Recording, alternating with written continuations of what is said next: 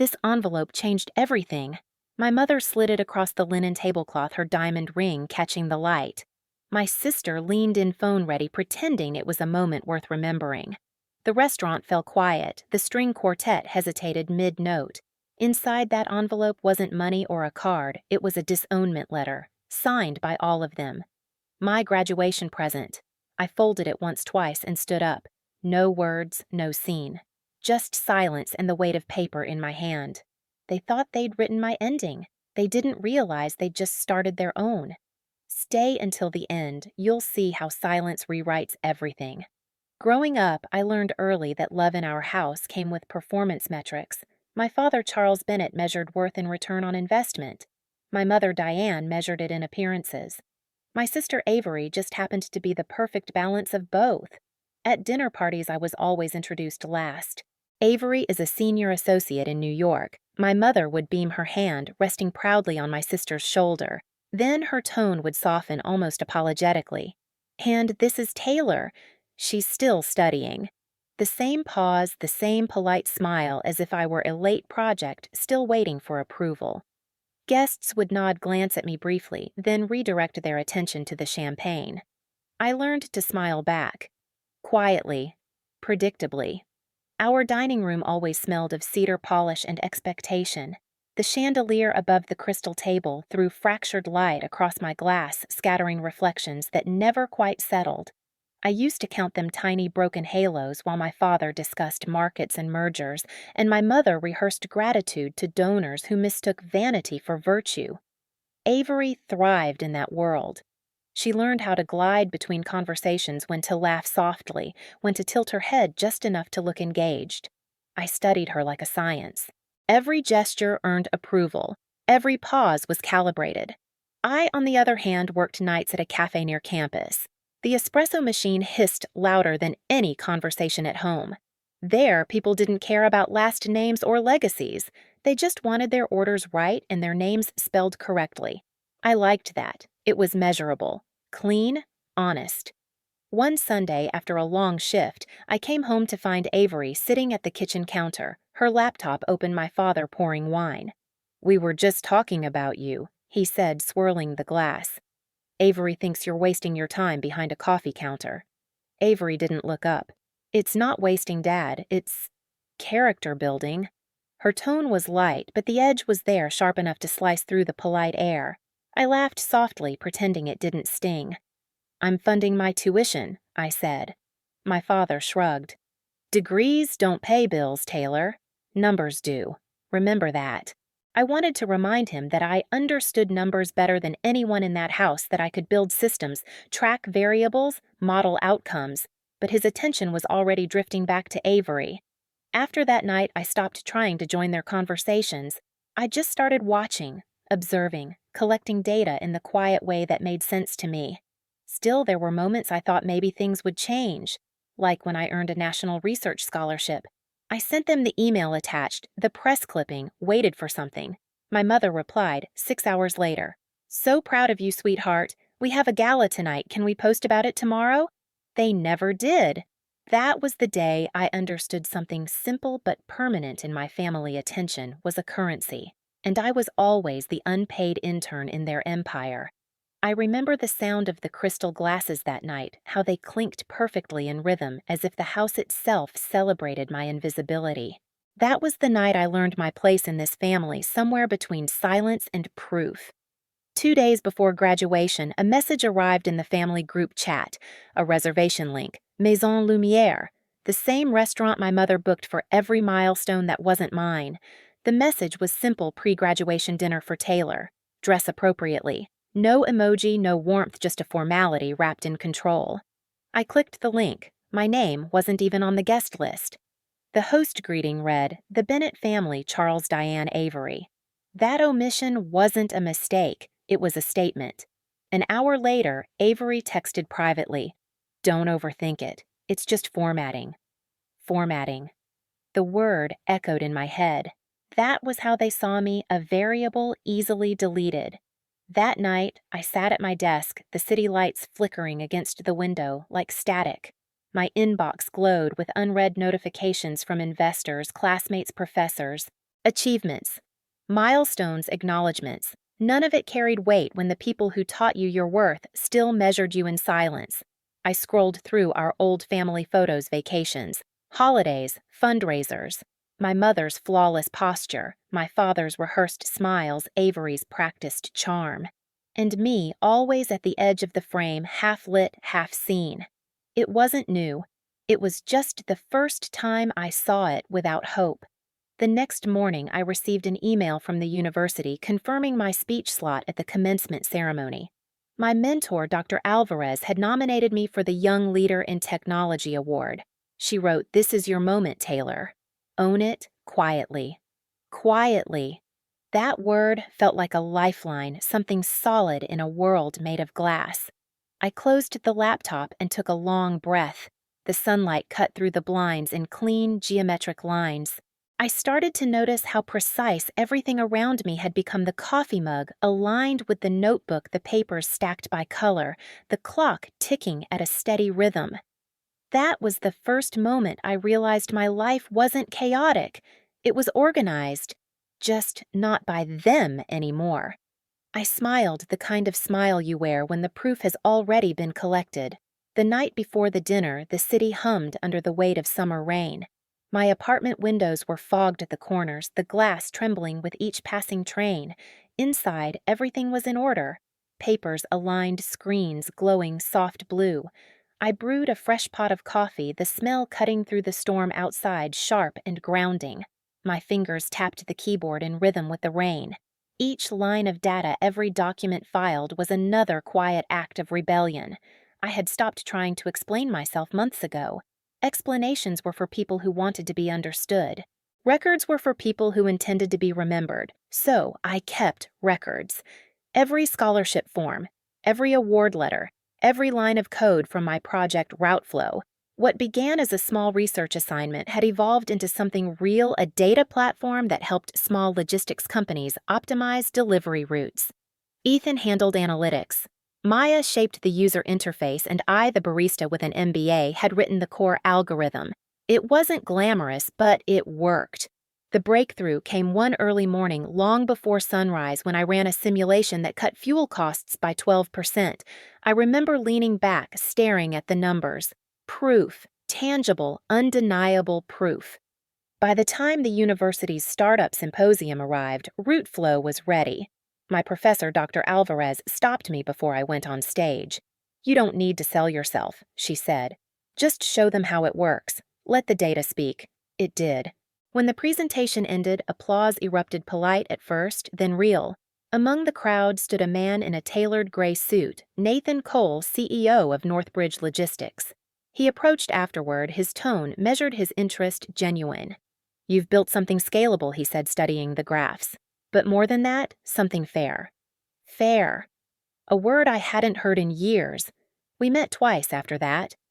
The third time, he slid a folder across the table. Inside was a letter of intent. Northbridge wanted to acquire Routeflow for $6.2 million, plus a director-level position for me post-graduation. I didn't sign immediately. I read every clause, every subline. I wanted to make sure the system I'd built, the one built from silence, not privilege, stayed intact. When I finally signed, it wasn't triumph I felt. It was balance. From that point, I started building my own archive. Digital copies of every document timestamped and encrypted. Transaction receipts, licensing records, payment confirmations. The kind of paper trail that doesn't just tell a story, it seals it. The night I received the final transfer confirmation, I printed the letter. The sound of the paper sliding out of the printer was cleaner than applause. That's when I opened the family group chat for the first time in months. The most recent message was from my mother, a photo of Avery at some law firm gala captioned, "Proud doesn't begin to cover it." I typed a simple reply, "Graduation dinner confirmed? I'll be there." No emojis, no explanation. After that, I cleaned the apartment the way I always did before major moments. Every item had a place, every line symmetry. On the desk, my offer letter, my degree folder, and a small envelope I'd kept since childhood, a faded birthday card my mother once gave me with, "To my little dreamer," written on it. I placed the new documents beneath it, the ink fresh, the paper heavy. Midnight came quietly.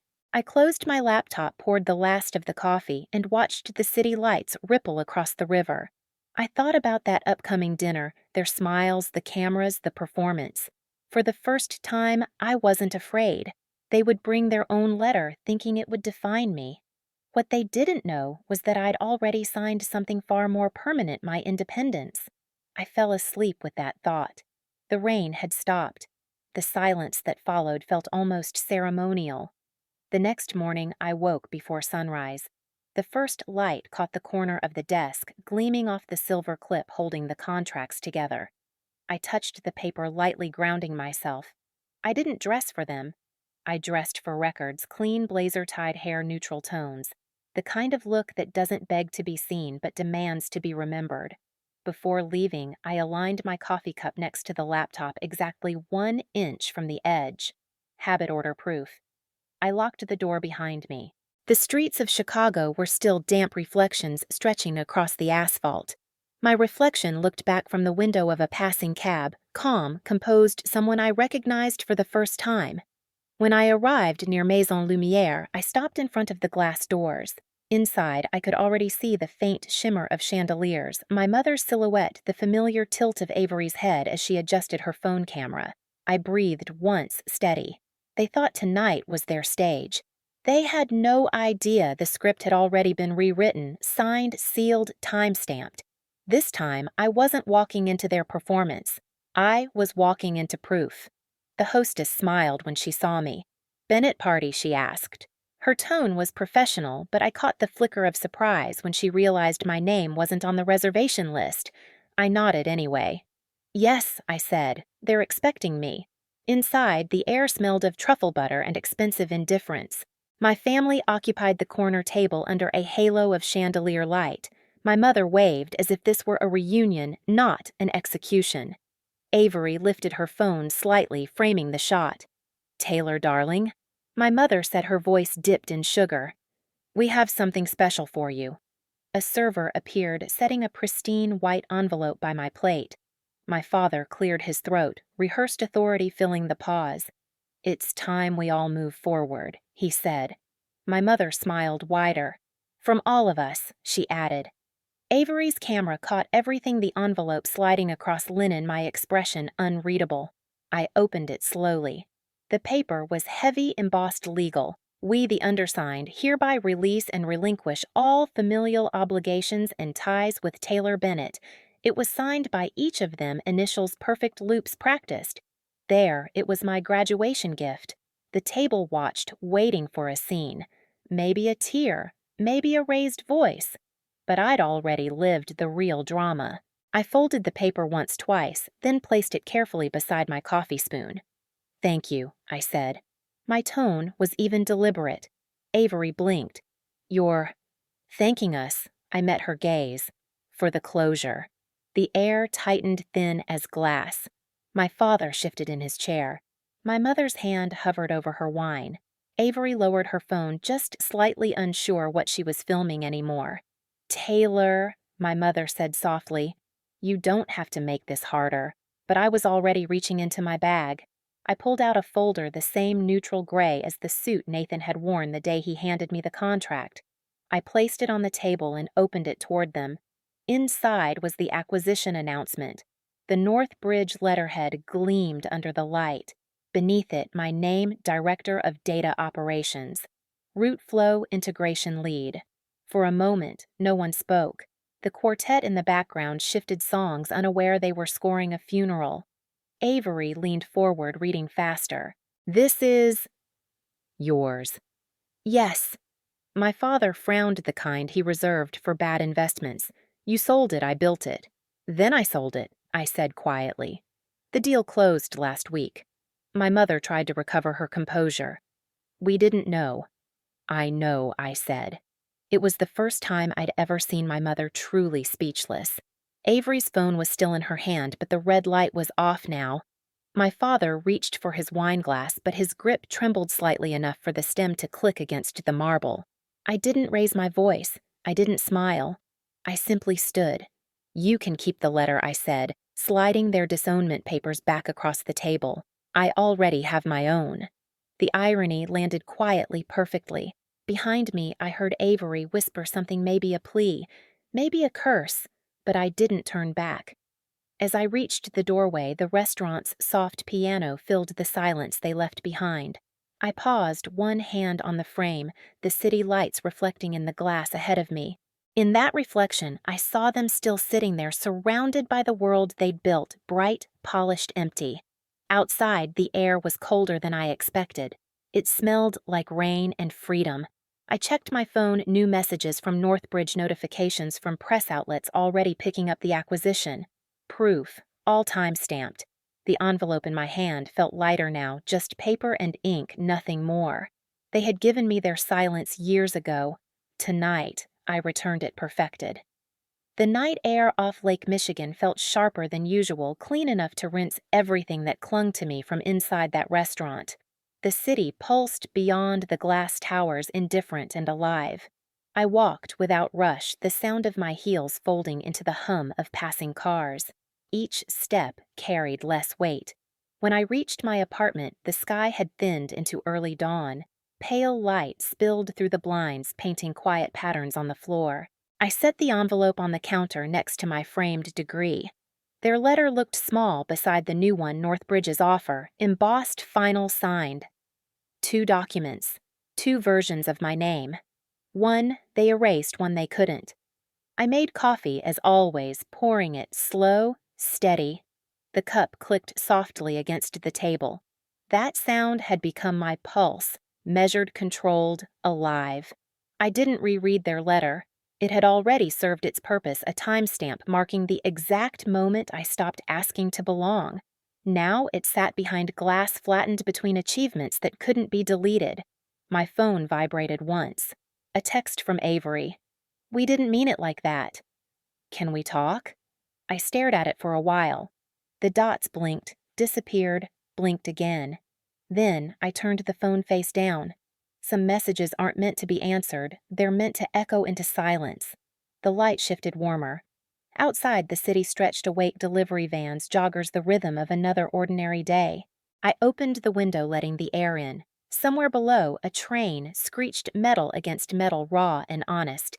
In the reflection on the glass, I saw a woman who no longer needed to explain why she was standing there alone.